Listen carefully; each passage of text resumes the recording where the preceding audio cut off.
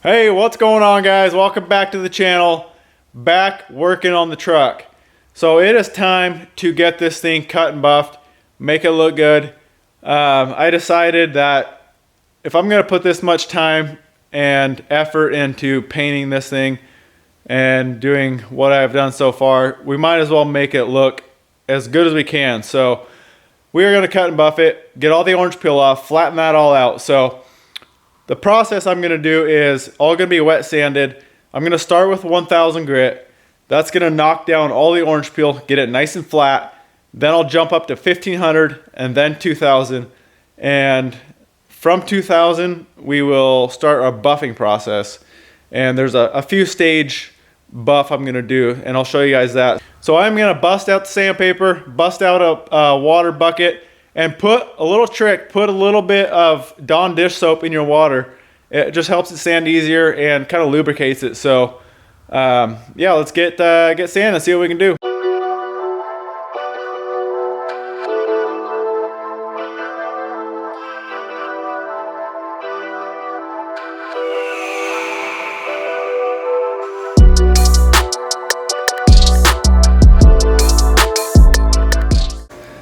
All right, we got this sanded. So I did same 1000, 1500, and 2000. And that's about what you want it to look like. If you can see, there's absolutely no shine left. It's all flat. So when we buff that out, it's gonna look amazing. And there's not gonna be any texture, no orange peel. So that's what you wanna do. But this is the most crucial step of really the whole paint job. If you screw up, like I did over there, you got to bust the paint back out and redo it all. So take your time. This took me probably, I don't know, 45 minutes.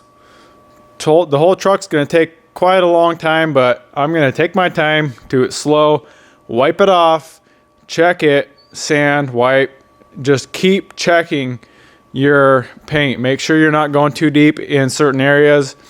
If you got an area, say you're sanding and this area right here is completely flat, then do not sand it. You don't need to sand it anymore. You don't want to take off any more material than you need to. I am going to move up to this front fender and bust that bad boy out.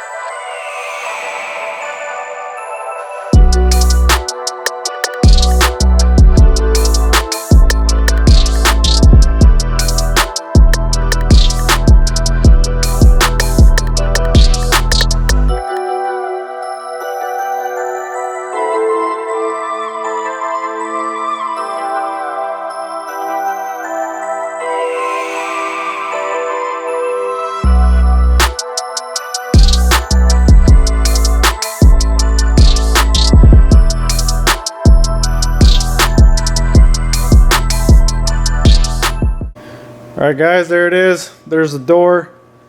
Here's the hood. And you can see that 2000 grit already has quite a bit of shine to it. So that's going to be pretty easy to buff out. It's not going to take too long. So there's the truck. And I'm not going to do the bottom since that is got the chip guard on it like you saw. So there is absolutely no point in buffing that. I mean, obviously where that run is off the buff, but so the truck is done other than just a little bit on that pillar, but I want to wait for that clear to set up enough. And then this side is all sanded out.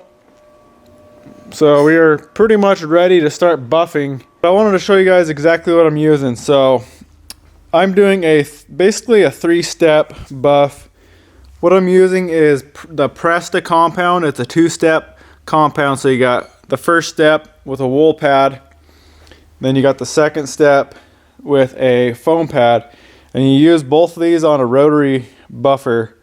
And then I go one step further with a dual action buffer, and I use a Swirl X and then just a polishing foam pad. And that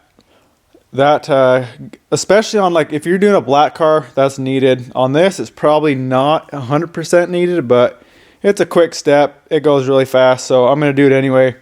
That just gets all the swirl marks out that number 2, the finishing polish, doesn't cut out, because you get quite a bit of swirl marks when you do that first step. So that is the process. And then I also have a finishing pad here for wax, and I use that on the DA as well. If you got fresh paint, you got to be very, very extremely careful with wax. You don't want to wax it until the paint is 100% cured, which actually can take up to like 3 months. So something like this will seal the paint, and it won't breathe, and it won't let off all the reducer and everything that's in the paint that needs to evaporate. They actually make this, if you buy this kit, this Presta kit, you get this Presta Fast Wax, and this doesn't seal the paint. You can actually put this on 24 hours after you have painted your clear coat. So I'm almost out. I'll probably have to get another bottle, but that's what I'm going to be using for now. And then once that paint is 100% cured, then I'll switch over to that Meguiar's wax there. So let's get to work. Let's get the foam pad on, do the first step with the rotary buffer, buff it out, and I'll show you what each step looks like when I'm done, just so you kind of have an idea. And with buffing, you don't want to put a bunch of pressure, and it is even more important to be aware of like your body lines, your edges, because if you hit the edge with your buffer and sit on it, it will buff right through the paint. So you got to be very careful with that. So I'll show you guys the whole process.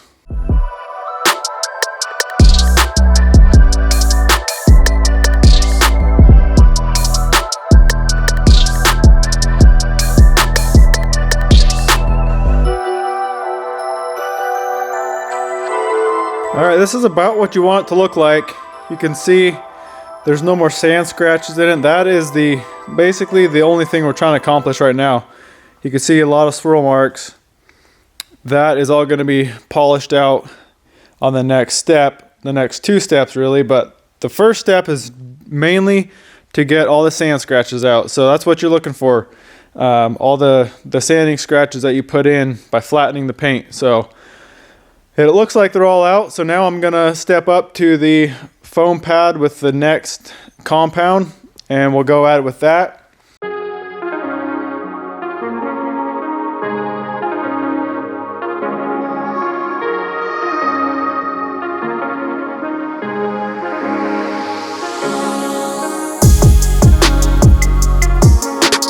All right guys, there it is after that second stage. You can see it looks pretty good. There's you don't see any more scratches in it. It's got its full gloss. So I'm sure in the sun you'll see a little bit of swirl marks. So that's why we're gonna jump up to the DA and this swirl remover with just that polish pad. That'll get any little swirl marks out, and it'll look awesome in the sun.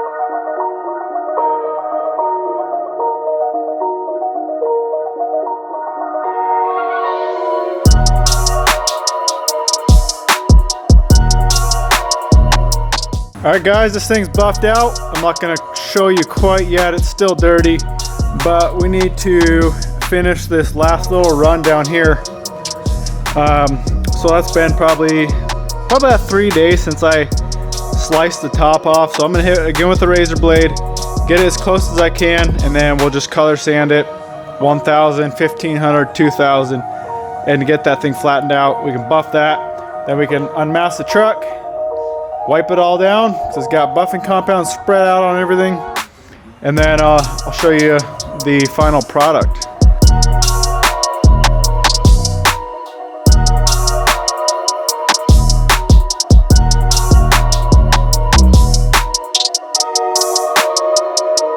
Alright guys, I gave that a quick buff, turned out good, can't see it, so happy about that. Let's give this thing a little walk around and show you how flat and glossy this is. I mean, look at that. Turned out amazing. There's no swirl marks, no scratches. You can't see any scratches. I got all the sand scratches out. Very flat, glossy. So I am very, very happy with how this thing turned out. And I didn't buff or sand through anywhere, so that's always good. Here's another little close-up. So you can see this thing's like a mirror. So happy about that. So now, next what we gotta do is just get this entire truck back together. Get the doors together, get this door on, get the hood on, wheels and tires, get the flatbed back on. So I'm very excited to see how this thing looks complete. Stay tuned for the next video, guys. We are gonna put this thing all back together and get it complete once again. All right guys, so I'm gonna answer some of your questions. I didn't get a whole lot, but I got a couple. So first one is, where did you gain all the skills to do this build and paint? So I have never ever gone to school for anything automotive. I have literally learned everything myself, just teaching myself. I find like that's the best way to do it, really, to just take a project and just dive in and figure it out and don't give up. That's the biggest thing people do, is they give up, especially after, you know, the first time you fail. They'll give up and never touch it again. So I have messed up more things than you can imagine. Many motors I've ruined, many paint jobs I've ruined, many things I've ruined, but you learn from it. You learn from your mistakes, and you know what not to do for the next time. So yeah, like I said, no schooling. I literally have just learned everything myself. Lots of research. You know, with the internet these days, it's insane what you can learn by yourself, just with Google and even now YouTube. There's so much information. You could take anything, seriously, anything you want to do in this world, do a little research, jump on it, and just stick to it, and you'll figure it out eventually. And even like welding, I know if you guys have seen some of my custom, you know, TIG work, this truck was the first time I have ever touched a TIG welder in my life. I bought one in AHP. It was like 800 bucks. You know, it's a cheaper welder, but it works good. And I literally just watched YouTube videos and researched online, and I just welded and welded and welded till I got some shit to stick together. And you know, that's what you do. You figure it out. So that is what I've done for that. Another thing, I keep getting questions about the orange peel on the bottom. So that is actually chip guard. I put chip guard all the way up to that first body line. So I got, you know, the whole bottom of the rocker is all chip guard. And I just wanted that extra protection down there. It is not crappy, you know, paint. I mean, yeah, obviously I did have some orange peel, but the bottom, yeah, like I said, that bottom rocker panel is all chip guard. So that is about all the questions I actually had on the last video. So that wraps it up, guys. Cut and buff is done. This thing's looking sweet. Check back on the next video. We are going to put this thing back together, get the flatbed on, get all the windows in, get the doors together, hood, mirrors, wheels and tires. Get this thing back together, and it should look freaking sweet. I'm excited. and then we'll pull it outside, get some good pictures of it, and see what this thing looks like. So I hope you enjoyed the video. Give it a thumbs up, subscribe, and we'll see you guys in the next one.